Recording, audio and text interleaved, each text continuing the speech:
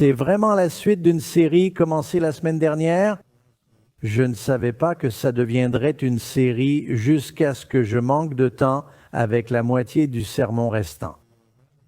Donc, plutôt que de vous garder 2 heures, j'ai décidé d'en faire une série en 2 parties sur le combat spirituel. Aujourd'hui, on parlera de l'armure de Dieu, d'où mon ami ici, qui n'est pas parfait, mais le mieux que j'ai pu trouver rapidement. Mon autre armure biblique est emballée chez Amazing Facts, prête pour le déménagement. Je n'ai pas trouvé de bouclier pour lui, alors utilisez votre imagination. Vous savez, porter la bonne chose pour la bonne tâche peut faire la différence entre la vie et la mort. Vous savez, on utilise différents types de vêtements pour diverses fonctions. Je vais vous donner un exemple ou 2. Bien sûr, un pompier porte une tenue spéciale pour combattre le feu. La porter peut lui sauver la vie. Si quelqu'un en combinaison antimatière dangereuse arrive chez vous, ça sent pas bon. Je vous le dis tout de suite. Ces combinaisons empêchent non seulement les choses d'entrer, mais aussi de sortir. Dans un environnement informatique de pointe, on porte une tenue qui évite que nos squames contaminent les puces.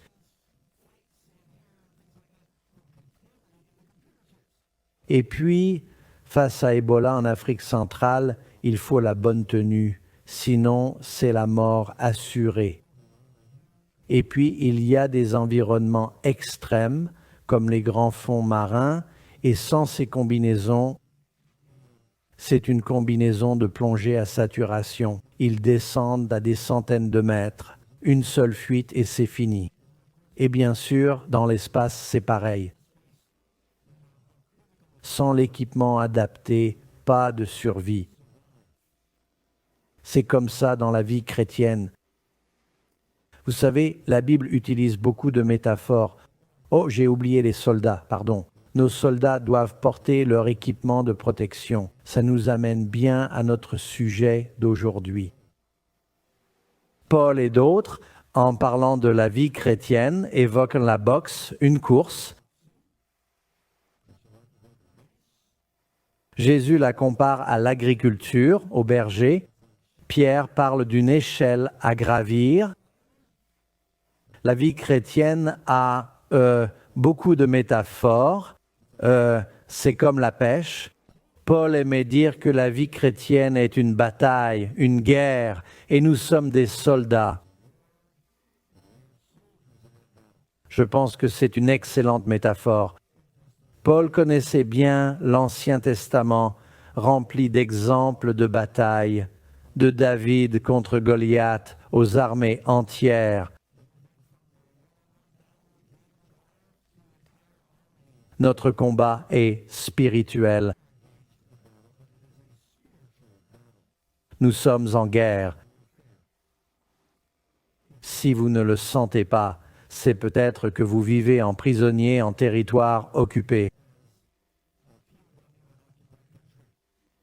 Mais si vous tentez de vous libérer, vous le ressentirez. Nous sommes tous en guerre. Chaque croyant affronte Satan. Les croyants peuvent être harcelés par le diable, mais pas possédés. J'entends parfois des pasteurs parler de croyants possédés. Je ne vois pas ça dans la Bible.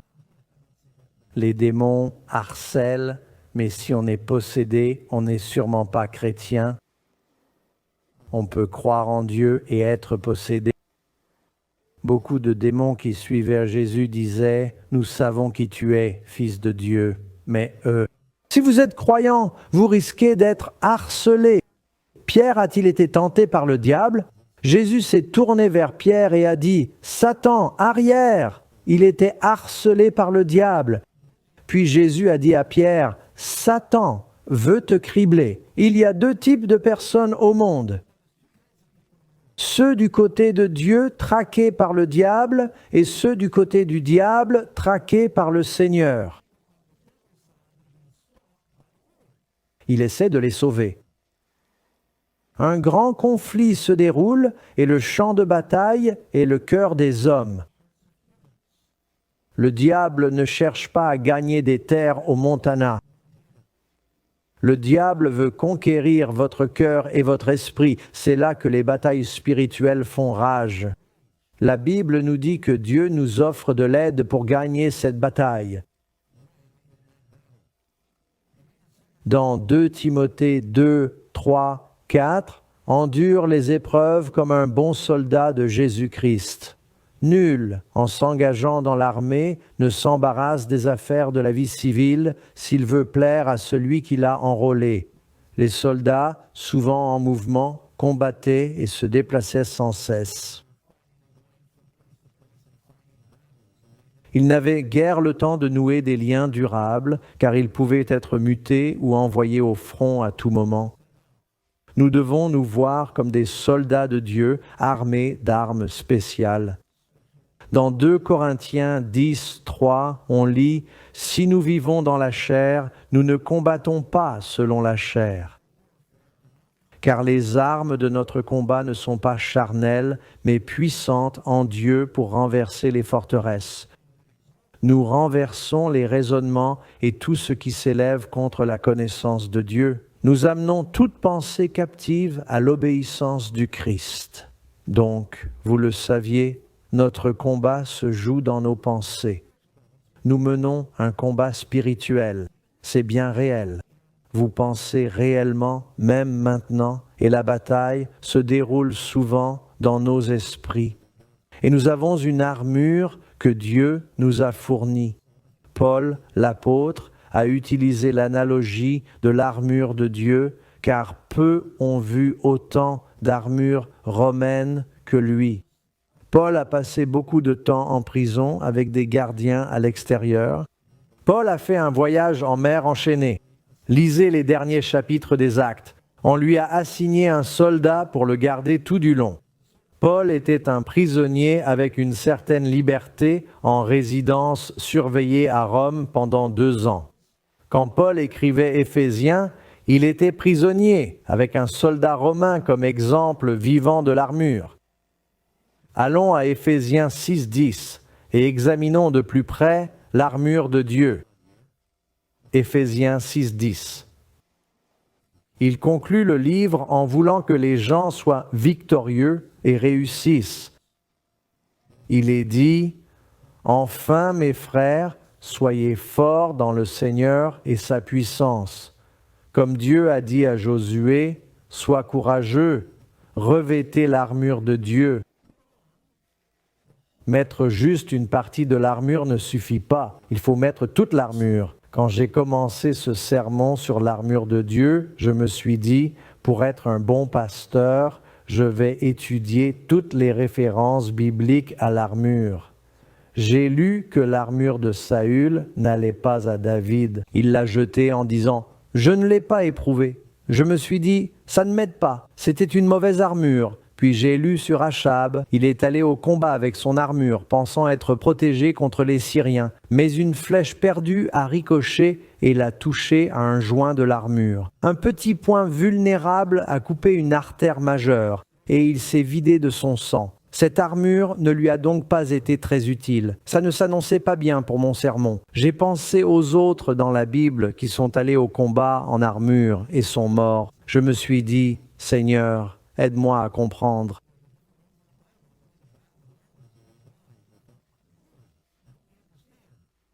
Et Dieu a dit, Doeg, tu vois les choses tout de travers. Je ne te dis pas de revêtir l'armure des hommes. Tu ne regardes que l'armure des hommes. Je te dis de revêtir l'armure de Dieu. Voilà. Amen. Cette armure-là ne faiblit jamais. Il est dit, revêtez l'armure de Dieu pour résister aux ruses du diable, à sa malice, à sa fourberie. On veut cette armure car le diable use de stratagèmes pour nous tenter, décourager, égarer et embrouiller. On a besoin de cette armure pour protéger notre esprit, pour tenir bon face aux manœuvres du diable, car notre lutte n'est pas contre la chair et le sang, mais contre les principautés, les pouvoirs, les forces des ténèbres de ce monde et les esprits du mal dans les lieux célestes. Le diable est appelé le prince de la puissance de l'air. Il existe toute une dimension d'anges et d'esprits autour de nous, comme les anges se voient entre eux. Les bons anges voient les mauvais, et vice-versa. Ils s'affrontent d'une manière mystérieuse. Ces secrets seront probablement révélés lors de la résurrection quand nous retrouverons notre dimension spirituelle. Il existe tout un monde angélique avec des anges bons et mauvais et visiblement différents rangs. On sait que le diable surpasse les autres. Comme dans une armée, il y a sûrement des divisions, des rangs et des autorités différents, et il pourrait avoir, dans Ézéchiel et Ésaïe, on parle de démons qui luttent contre les rois de Tyr et de Babylone. Dans Daniel, le roi de Perse, il pourrait y avoir des démons de rangs différents qui agissent ainsi. Quand quelqu'un dit « le diable me tente », il se flatte généralement. Alors, le diable n'est pas omniscient ni omniprésent, mais il a des démons qui œuvrent pour lui. Je ne sais pas le nom de votre démon, mais on parle d'anges déchus assignés aux hommes pour tromper et décourager. Ils étudient vos faiblesses. Et eux, C.S. Lewis. Combien d'entre vous ont lu « Tactique du diable » ? Alors vous comprenez ce que je veux dire. Je pense qu'il offre de bonnes perspectives sur cette bataille en cours. Il nous étudie pour nous abattre, luttant contre Dieu qui cherche à nous sauver.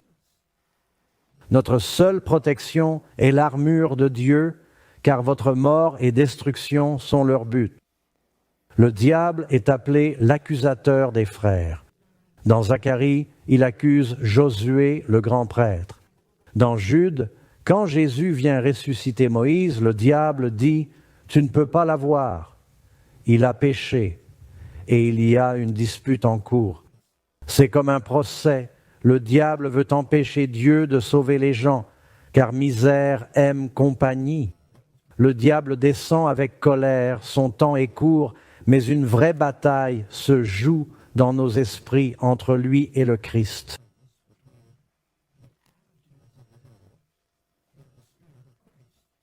Pour résister aux ruses du diable, on ne lutte pas contre des gens ordinaires. Prenez l'armure de Dieu pour résister aux jours mauvais. Le jour mauvais, c'est quand viennent les tentations. Après tout, tenez ferme, tenez bon. Vous remarquez un mot qui revient souvent? Tenir, tenir, tenir, résister. Dans une bataille, il est crucial de tenir sa position.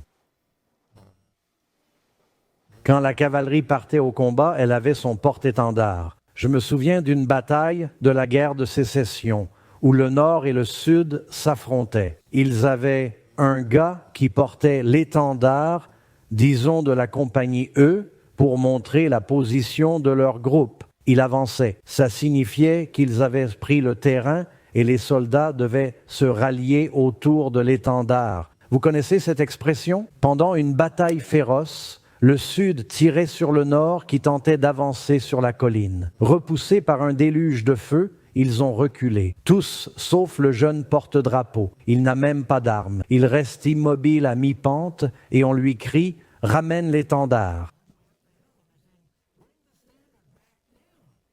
Et il a dit courageusement « Ok, non, revenez à la norme ». C'est un bon exemple de ce qui arrive souvent aux valeurs chrétiennes. On veut baisser la barre, mais Dieu dit « Non, ma parole ne change pas ». Il faut élever les gens au niveau de la parole. C'est notre référence.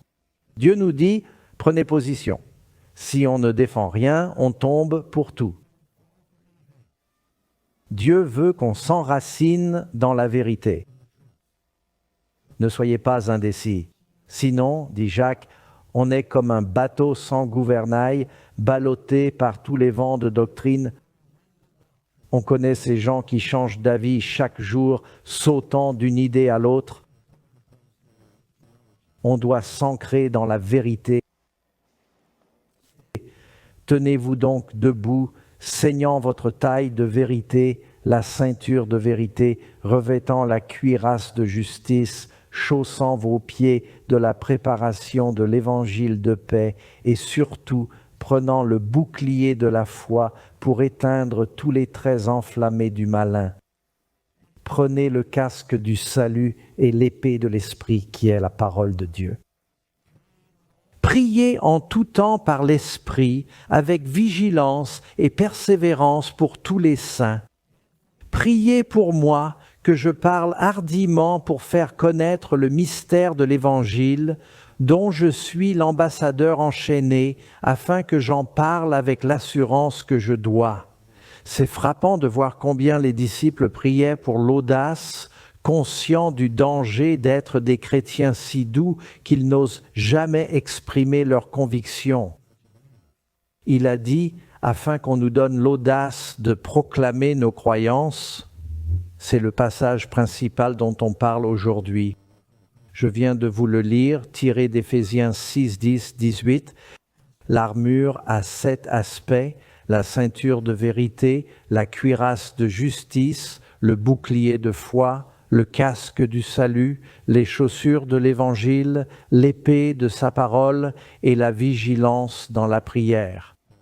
La prière n'est pas un article, mais une attitude mentionnée par Paul. 7 fait un bon chiffre biblique, donc je l'ai incluse. Premier élément, la ceinture de vérité. Je porte toujours une ceinture, pas par peur que mon pantalon tombe, mais pour tenir mon couteau pendant des années.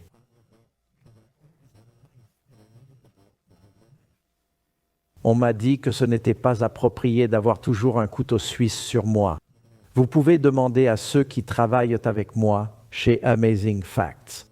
Avant le 11 septembre, pendant 20 ans, j'avais toujours un couteau suisse. Puis j'ai pris l'avion et oublié de l'enlever, ils me l'ont confisqué.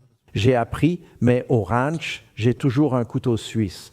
J'ai un téléphone à la ceinture, mais je le laisse en voiture à l'église. Les ceintures bibliques servaient à tout tenir et fixer l'équipement. En cuir ou tissu raide comme une écharpe, pas comme les tenues de militaires actuelles.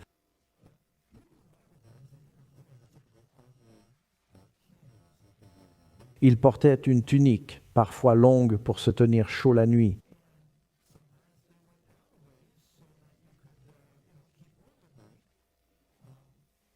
Pour courir avec cette robe, on disait « saignez vos reins ». Vous connaissez?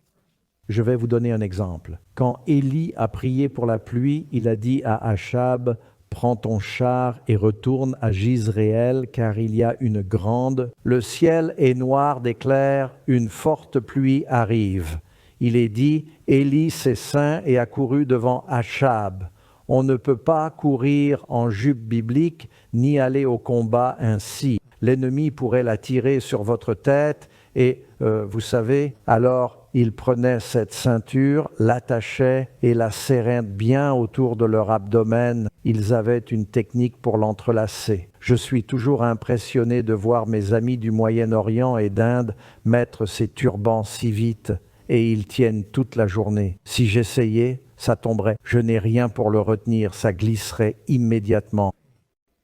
Mais ils savaient tout ceindre dans la ceinture. Ça tenait tout ensemble et c'est représenté comme la vérité. Quand on nous dit de porter la ceinture de vérité, ça veut dire quoi? D'abord, en parlant de ces outils, on parle des traits du chrétien.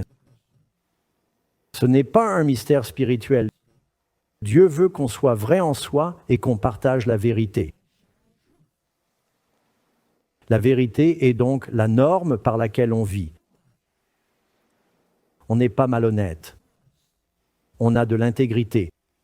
Le mot vérité apparaît 235 fois dans la Bible.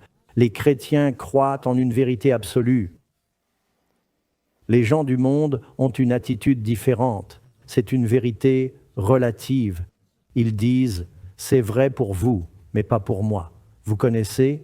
C'est comme si chacun choisissait sa propre vérité. Mais scientifiquement, ça ne marche jamais. Vous trouvez un scientifique qui dit « eh bien, ce sera vrai pour vous et cela sera vrai pour moi ». Ils disent « non, on ne peut pas faire de la chimie ou de la médecine ni planifier l'ingénierie en se basant sur « c'est votre vérité et c'est la mienne ». Il y a des lois qui régissent la médecine, la science, l'ingénierie et l'aviation. Vous ne voulez jamais monter dans un avion et entendre le pilote dire à mi-vol « Vous savez, j'ai changé d'avis sur les lois de l'aviation. Je pense que cet avion est conçu pour flotter. » Et vous dites « non » ou « je crois pouvoir ralentir sous la vitesse recommandée sans que ça cale. Essayons tous ensemble. » Non, il y a des lois et si on descend sous la vitesse de décrochage, ça va caler. Ce n'est pas seulement vrai dans ces domaines, c'est vrai aussi pour le but de la vie. Il existe une vérité absolue. Et pourtant, le monde est devenu si flou. On dit « je suis content pour ta vérité, j'ai la mienne et je peux la changer demain ». C'est comme si plus rien n'avait vraiment de sens. Mais dans la Bible, il y a ce qu'on appelle la vérité absolue. Jésus a dit « je suis la vérité, je suis l'incarnation de la vérité ». Pourtant, Pilate était comme notre culture actuelle. Il a dit « qu'est-ce que la vérité ? Qui sait ce qu'est la vérité ?» Jésus a dit « connaissez la vérité, car elle vous libérera ». Donc là, au centre, nous avons la ceinture de vérité. Elle maintient tout en place, donne une perspective, aide à rester unis. Un chrétien doit connaître, dire, partager et vivre la vérité.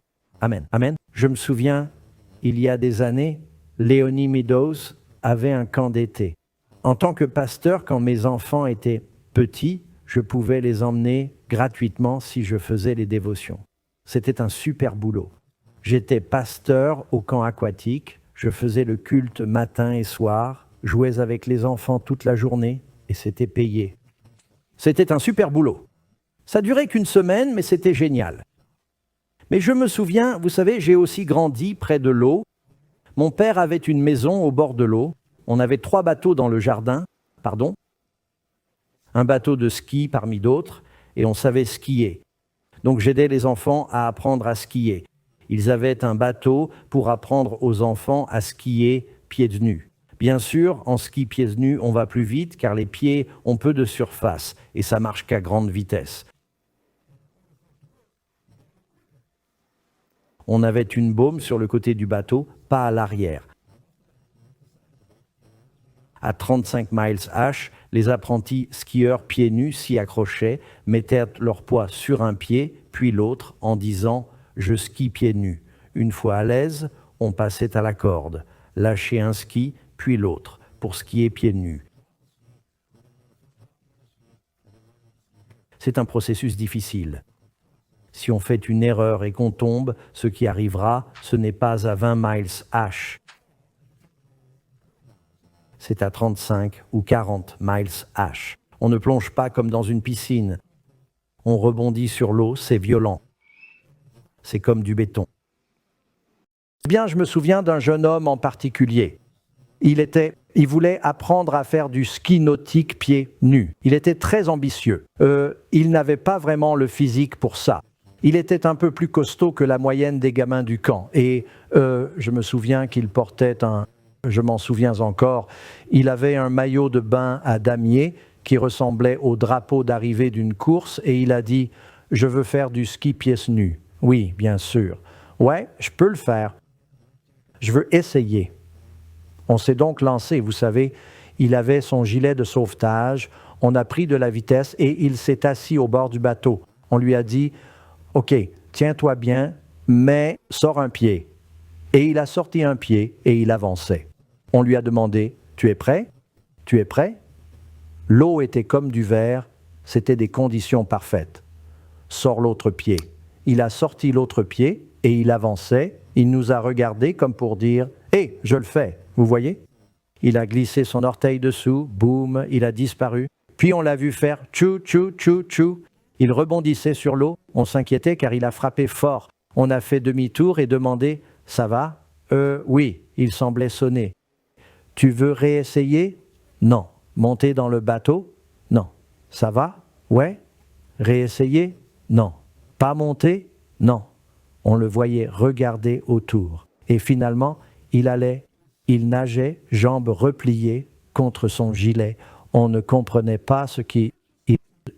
Tu t'es blessé? Enfin, il a dit, je ne trouve pas mon maillot. En fait, il a eu un problème de tenue. Les fabricants mettent un cordon dans les maillots de garçon pour que vous pouvez le serrer aux hanches. Ainsi, en plongeant du haut plongeoir, il reste avec vous à la remontée. Il ignorait cette astuce. Suite à cela, il était très gêné. Les chrétiens, selon la Bible, doivent connaître la vérité et être prêts à expliquer l'espoir qui les anime avec douceur et respect. Amen. Donc, il faut bien s'attacher à cette ceinture de vérité qui maintient tout en place. L'élément suivant était la cuirasse de justice. Le plastron, bien sûr, c'est... Vous savez, on peut le montrer ici, c'est cette partie, et il était souvent fait de cuir épais, comme celui du bœuf, très résistant, parfois renforcé de métal ou entièrement métallique, avec une tunique dessous, car ça pouvait être une cotte de mailles ou des écailles. Vous vous rappelez que Goliath portait son armure, et en fait, je crois que Goliath pesait environ 100. On connaît le poids, je pense que c'est vers 122 livres. Vous pouvez vérifier, mais c'était vraiment très lourd. Et il fallait porter une tunique en dessous. Pour l'armure, on met la tunique d'abord. Par temps chaud, le métal contre la peau brûlerait. Donc, en bougeant, ça pince partout. La tunique sous l'armure protège, comme la robe de justice du Christ. Amen. L'armure couvrait les organes vitaux. Une blessure aux membres était moins grave qu'au torse, souvent fatale à l'époque.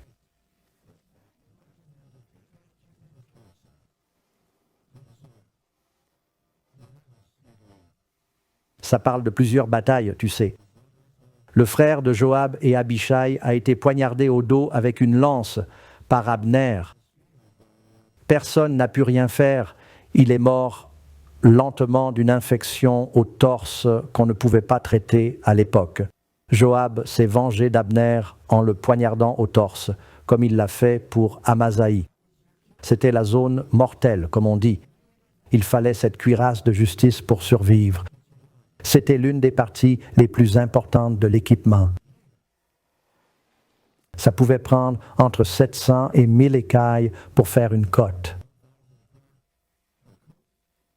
Qu'est-ce que ça veut dire? Jésus a dit « Heureux ceux qui ont faim et soif de justice, car ils seront rassasiés. » En fait, on ne peut pas survivre en tant que chrétien sans justice. Ça commence par la justice qui vient de la justification. On revêt la justice du Christ. Il nous l'offre, un cadeau.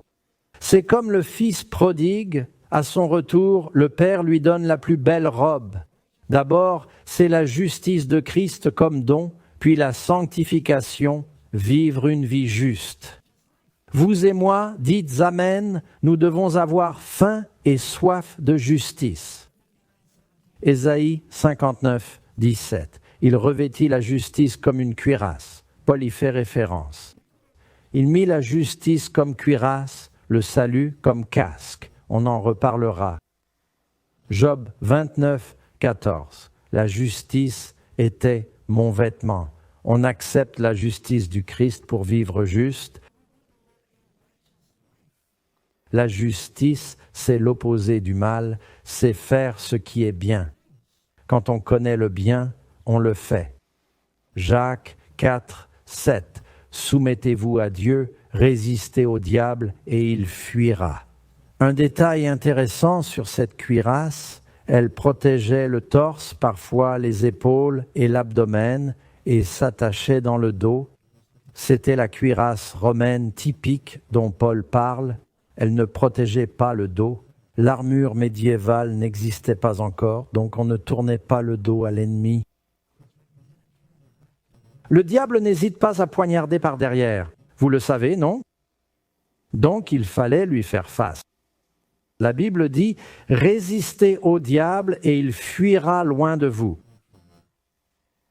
On affronte l'ennemi avec courage. J'aime l'histoire biblique où David et Éléazar, dos à dos, ont vaincu une armée de Philistins. Ils devaient se couvrir mutuellement. Vous connaissez l'expression? Dans l'armée de l'air, on dit « Tu couvres mes arrières ». À midi, c'est devant toi. À 6 heures, c'est ton dos. Ça veut dire protéger les arrières, car le dos était vulnérable à l'époque biblique, sans armure. Donc, on doit revêtir cette armure. Matthieu 4, 10. Autre chose sur la cuirasse de justice. On l'utilise pour combattre les tentations du diable quand il vient avec les promesses de Dieu. Matthieu 4, 10, 11. Jésus lui dit, « Arrière, Satan, car il est écrit, tu adoreras le Seigneur ton Dieu et tu le serviras lui seul. » Alors le diable le quitta, résistez au diable et il fuira loin de vous. Le troisième élément de l'armure de Dieu est le bouclier de la foi. C'est très important. Bien sûr, nous sommes sauvés par la grâce, par la foi. Sans la foi, il est impossible de plaire à Dieu. Celui qui vient à Dieu doit croire qu'il existe et récompense ceux qui le cherchent. C'est, je crois, Hébreux chapitre 11, verset 6. 1 Pierre 5, 8, 9. Soyez sobres, vigilants. Votre ennemi rôde comme un lion, cherchant qui dévorer. Pour le bouclier de la foi, il éteint les traits enflammés de l'ennemi. Je pense qu'on voit son bouclier romain criblé de flèches sur l'image. Il les enflammait parfois. L'idée du bouclier romain était qu'il soit assez grand pour s'accroupir et se couvrir entièrement face à un mur ou une armée sous une pluie de flèches. On s'accroupissait derrière pour une protection totale. Le casque dépassait un peu, mais il vous protégeait aussi. Les soldats spartiates, leur mère leur disait « Revenez avec votre bouclier ou sur lui », car il était assez grand pour porter un homme. C'étaient des armes redoutables, faites de bois couverts de cuir ou parfois d'acier. Plus petits, car plus lourds, mais leur but était de protéger contre les flèches ou les lances. Un conseil chrétien pratique, évitez la tentation. Le bouclier arrêtait les traits enflammés. On a des ennuis en s'approchant trop. Dans certains pays, les flèches étaient empoisonnées. Une simple égratignure pouvait être fatale.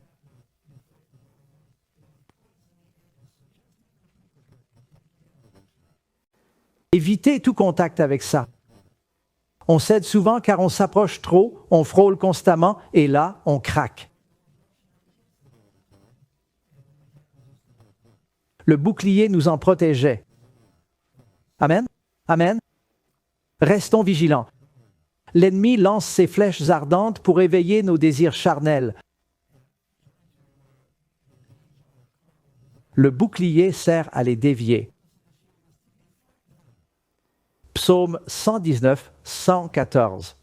Tu es mon refuge et mon bouclier, j'espère en ta parole. La foi en Dieu est centrale. Genèse 15, 1. Dieu dit à Abraham, ne crains point, je suis ton bouclier et ta récompense. L'idée de Dieu comme bouclier est omniprésente dans la Bible.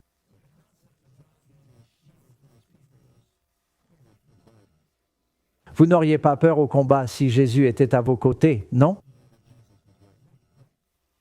Eh bien, vous avez le fils de David avec vous. Vous n'avez rien à craindre. Amen. Ensuite, vous avez le casque du salut. 1 Thessaloniciens 5, 8. Soyons sobres, revêtant la cuirasse de la foi et de l'amour et le casque de l'espérance du salut. Paul l'utilise aussi ailleurs. Vous voyez?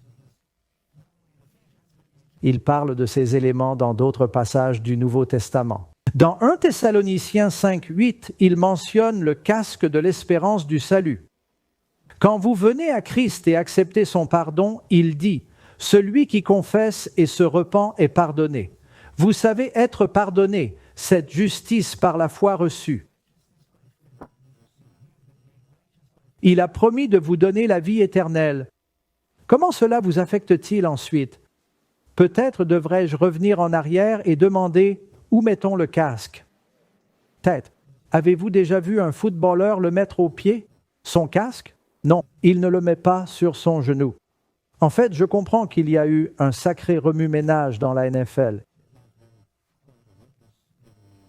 Ils ont prouvé que beaucoup de joueurs pros reçoivent des coups si durs et fréquents à la tête que plus tard, ils souffrent de lésions cérébrales.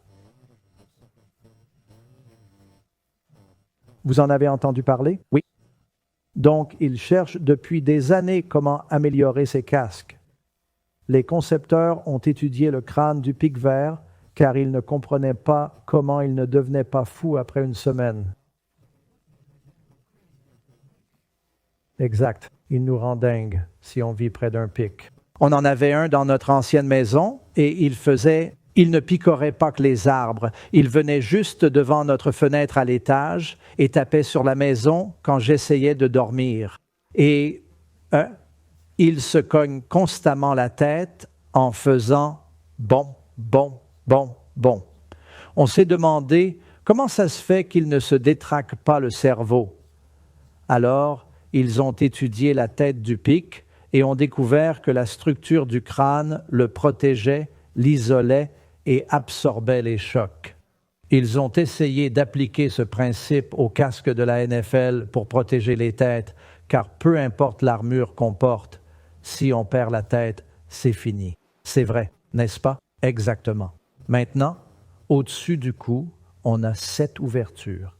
Ça inclut les yeux, qui sont techniquement des ouvertures, 2 oreilles, 2 yeux, 2 narines, une bouche.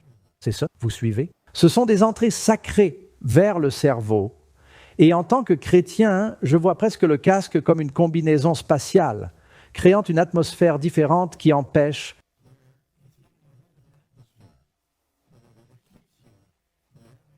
Vous savez, on dit que si on perd son casque dans l'espace, on explose. Enfin, pas vraiment, mais c'est l'absence de pression qui... Il faut ce casque pour maintenir la pression et rester en vie. En tant que chrétien, mettre le casque du salut, c'est se demander, ce que je vois, ça m'aide pour mon salut, ça aide les autres. Ce que j'écoute, ça m'aide pour mon salut et les autres. Ce que je mange, ça me sauve et me rend fort pour aider les autres. Les mots que je dis. Donc, c'est ce qui entre. Et ce qu'on sent aussi, hein?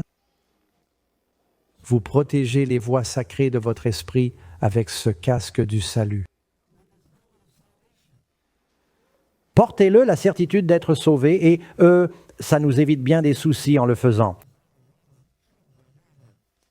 Paul, Romains 12, 2, dit « Ne vous conformez pas à ce monde, mais soyez transformés. » Comment? Par le renouvellement de votre intelligence, et discernez quelle est la volonté de Dieu, bonne, agréable et parfaite. En portant ce casque du salut, ça devient un filtre pour ce qu'on laisse entrer ou pas.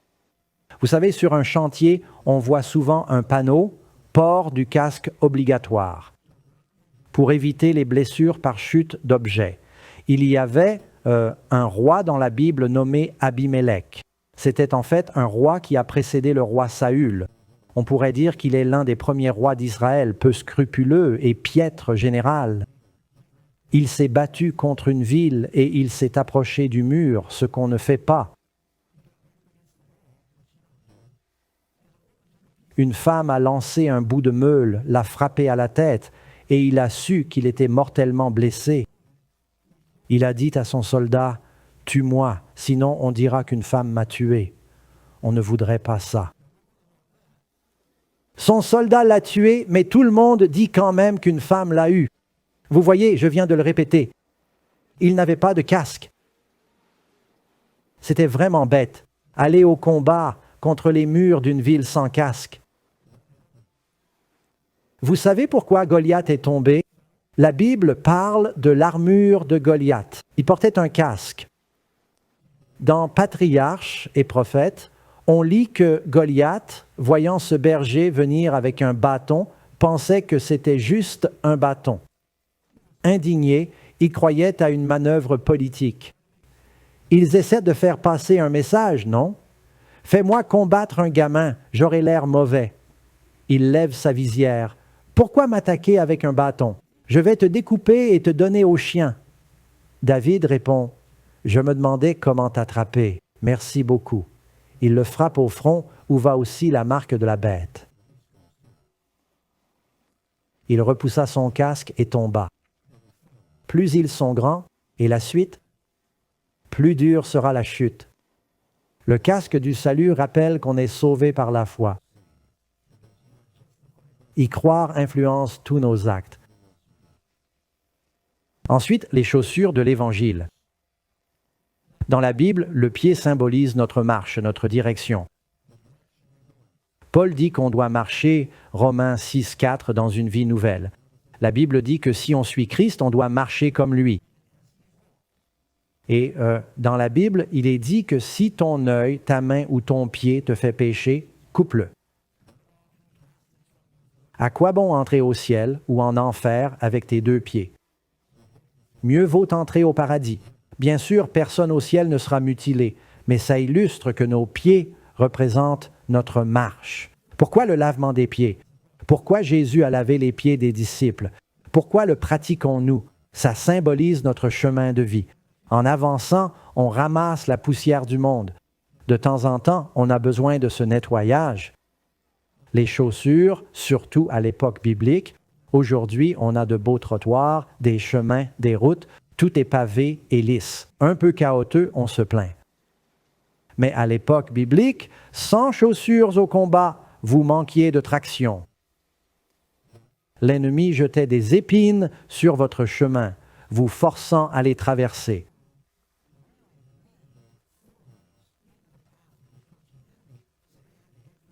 Sans chaussures, vous n'alliez pas loin et vos pieds étaient déchirés. Parfois, il fallait avancer sur un terrain rocheux. Sans bonnes chaussures, impossible de combattre. J'avais un ami dans les collines, dans une grotte, nommé Dave Hepburn. Il y est resté longtemps après mon départ. Il a vécu là-haut 15 ans dans une grotte. Il est toujours en Californie du Sud et guide pour les Indiens Agua Caliente dans la réserve où se trouve le canyon où j'habitais. Il m'a raconté qu'il vivait seul là-haut, dans un environnement rude, chaud, rocheux, plein de cactus et de montagnes escarpées. Pas d'arbres, sentiers rocailleux et difficiles, boules de cactus chola partout, faut faire gaffe où on marche. À un endroit, il fallait traverser le ruisseau Taquitz. C'était le printemps, l'eau était haute et il portait des bottes. Ne voulant pas les mouiller, il les a enlevées, attachées et jetées sur son épaule pour traverser. L'eau était plus profonde que prévu, il a glissé, ses bottes sont tombées et ont disparu dans la cascade. Impossible de descendre, le voilà pieds nus dans le désert. Puis il m'a raconté son odyssée épique dans le désert, marchant sur la pointe des pieds entre les cactus et les roches brûlantes, cherchant désespérément un coin d'ombre. Il y courait, les pieds grésillant sur le sol. Ensuite, il allait ailleurs, marchant sur des cactus. Il y avait des scorpions, des serpents à sonnettes. Sans chaussures, on est vraiment vulnérable. On ne peut pas combattre dans l'armée de Dieu sans ces chaussures de l'Évangile. La Bible nous dit que ça nous empêche de glisser. Vous avez entendu parler du retour en arrière spirituel? Oui, remarquez qu'on ne dit pas reculer en sautant ou en bondissant, c'est glisser en arrière. Sans crampons sur vos chaussures de l'Évangile, vous glisserez. Il faut de l'adhérence pour combattre l'ennemi. Exact. Je me souviens d'une histoire de 2 ados en rando dans les Sierras. Sur le sentier, ils ont vu un puma prêt à bondir, la queue frétillante. L'un des garçons, sans quitter le cougar des yeux, a calmement enlevé son sac à dos et commencé à mettre ses baskets. Son frère lui a dit « Qu'est-ce que tu fais? Tu ne peux pas distancer un cougar. » Il a répondu « Ce n'est pas mon but. Je dois juste te distancer.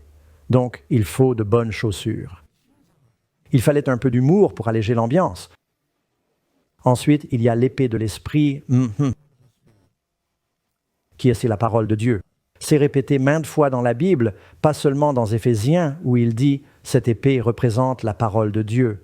Dans Hébreux 4, 12, on lit « Car la parole de Dieu est vivante et efficace, plus tranchante qu'une épée à deux tranchants, pénétrant jusqu'à diviser âme et esprit, jointure et moelle.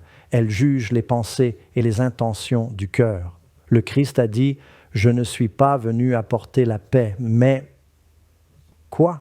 Une épée, l'épée de sa parole. Certains pensent que Dieu veut qu'on prenne des épées réelles pour combattre. Une fois, Jésus parlait en parabole et a dit « Je vous dis maintenant, prenez votre vêtement. Quand je vous ai envoyé, vous n'aviez rien. Vendez ce que vous avez et achetez une épée. » Ils ont dit « Seigneur, nous avons 2 épées. » Jésus a répondu « Ça suffit. » Ils ont cru que 2 épées suffisaient. Ce n'était pas son intention. Il voulait dire « Assez de ça, vous ne comprenez pas. » C'est comme quand il traversait l'océan et qu'il a dit « Méfiez-vous du levain des pharisiens. » Ils ont pensé « Le levain, avons-nous oublié le repas? Vous manquez totalement l'esprit. » Jésus a dit « Mes paroles sont esprit et vie. » Donc quand Jésus a dit « Celui qui n'a pas d'épée, qu'il en achète une », il parlait de la parole de Dieu. Il faut être ancré dans la parole de Dieu. Il fallait connaître la parole de Dieu pour pouvoir s'en servir. Vous savez, je joue au racquetball et le pasteur Ross aussi. Si vous voulez me parler des sports compétitifs, demandez-lui son avis. En jouant, on attache une corde au poignet. Si on lâche la raquette en frappant, on pourrait blesser quelqu'un gravement. J'ai vu des gens oublier la corde, frapper, et leur raquette s'envoler à travers le court-faute d'une bonne prise. Heureusement, personne n'a été blessé. Ça arrivait souvent au combat autrefois. Ces gens, avec des mains faibles et sans entraînement, brandissaient l'épée et s'envolaient. On pouvait blesser ses alliés, donc il fallait bien s'y connaître. Le meilleur moyen de retenir l'Écriture, c'est de la partager. Les gens me disent « Pasteur Doug, comment retenez-vous tant de versets? Ma mémoire n'est pas si bonne. » À force de les partager en évangélisation, certains textes restent gravés. C'est comme les paroles de chansons qu'on ne devrait pas connaître. Apocalypse 1, 16, « Il tenait 7 étoiles, de sa bouche sortait une épée à double tranchant. » La Bible parle d'épée, et les Romains en avaient plusieurs. Je ne me souviens pas des mots grecs, mais ils avaient une épée à 2 mains, comme celle-ci, et puis l'épée romaine typique était à 1 main, un peu plus grande qu'une machette, double tranchant cependant. Ils s'en servaient au corps à corps. Ils l'utilisaient pour tout, pas que pour les batailles, et ils la gardaient affûtée. Pour le feu de camp, couper la nourriture, elle était toujours là. Chaque soldat romain en avait une à sa ceinture. Vous avez l'épée de la parole de Dieu à la ceinture de vérité. Avoir une Bible, c'est bien, mais sans connaître la vérité, ça ne suffit pas. Et pourquoi parle-t-on d'épée à double tranchant? On peut trancher à droite comme à gauche. C'était une arme offensive, pas seulement défensive pour bloquer. On utilise l'épée pour nous guider et pour conquérir au nom du Christ. En partageant la vérité, c'est donc un outil à double usage. Les 2 lames symbolisent souvent les grands prophètes. Les 10 commandements étaient sur 2 tables. On a les commandements de Dieu et le témoignage de Jésus ou Moïse et Élie, comme dans Apocalypse 11 avec les 2 témoins représentant les 2 tranchants de l'épée. Certains disent l'Ancien et le Nouveau Testament, mais la parole de Dieu a toujours cette dualité dans l'Écriture et doit être présente chez le chrétien, l'épée de l'Esprit. Ici, quand on parle de la parole de Dieu, ce n'est pas le mot habituel « logos » qu'on trouve. C'est le mot « rhéma ». Rhéma, c'est plus qu'un mot. c'est une parole vivante, prononcée. Ici, l'épée de Dieu, c'est partager sa parole, la citer. Et comme une épée, il faut l'utiliser pour qu'elle ne rouille pas.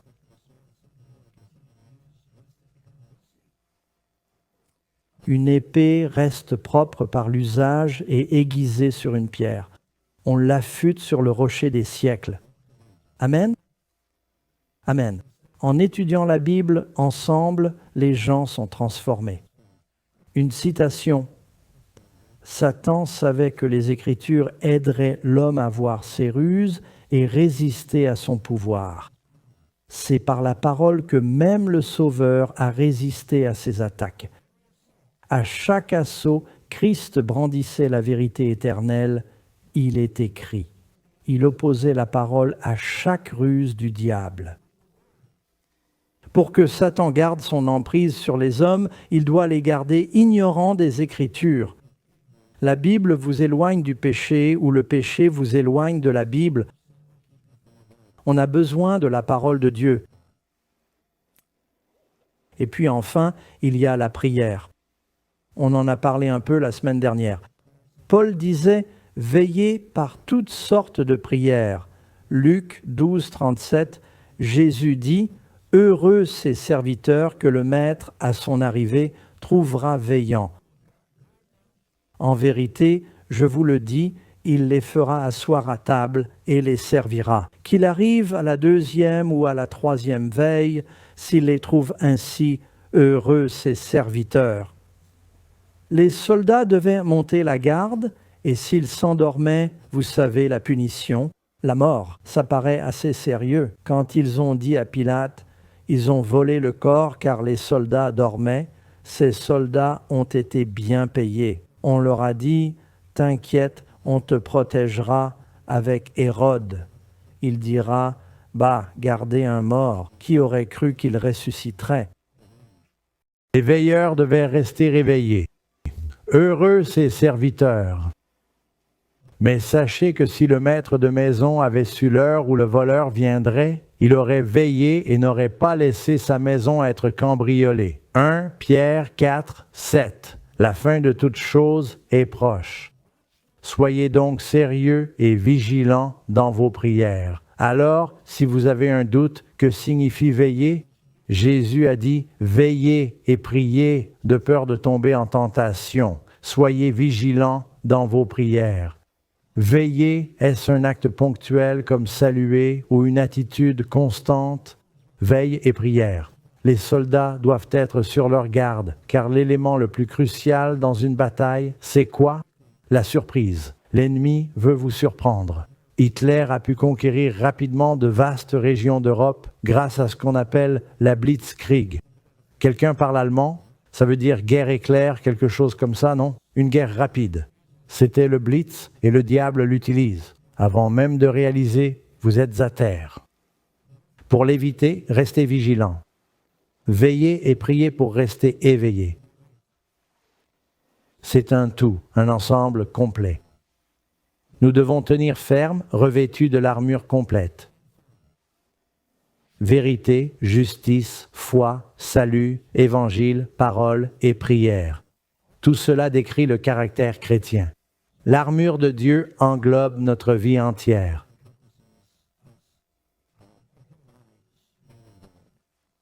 Où achetez-vous votre armure? Dans quel magasin allez-vous? On campe bientôt à Leonie Meadows. Des pasteurs joueront des personnages du 19e siècle.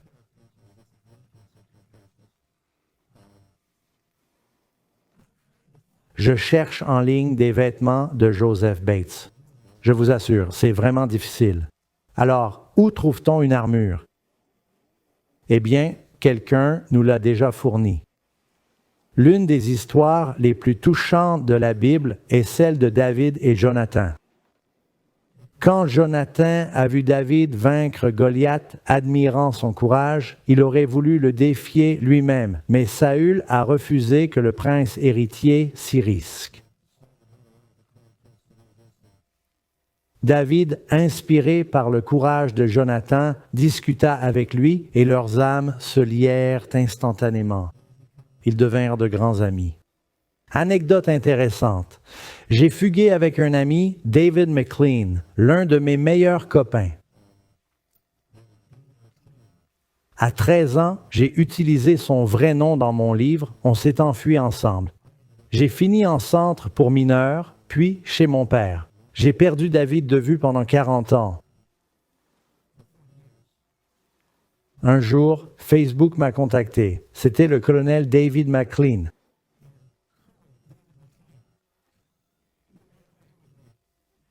On est toujours amis. Il m'a envoyé un texto hier pour me dire ce qu'on fait. C'est assez intéressant. On s'est retrouvés et on est toujours amis après tant d'années. David et Jonathan étaient vraiment des amis très proches. La Bible dit, Jonathan l'aimait comme lui-même, et il ôta le manteau qu'il portait, c'est la tunique sous l'armure. Il l'a donné à David avec son armure. C'est l'armure d'un prince. Même son épée, son arc et sa ceinture, voilà. David a enfin eu une armure à sa taille, offerte par le fils du roi. Vous savez comment Jonathan est mort? Tué par les Philistins, cloué entre ciel et terre sur les murs de Beth-Shan. Jonathan, savez-vous ce que signifie ce nom? Don de Dieu. Jonathan. Le fils du roi, don de Dieu, meurt cloué entre ciel et terre, donnant son armure à David. Ça nous fait comprendre que c'est Jésus, par sa mort, le fils du roi, le don de Dieu. Il nous offre son armure, mais nous devons la prendre et la revêtir entièrement.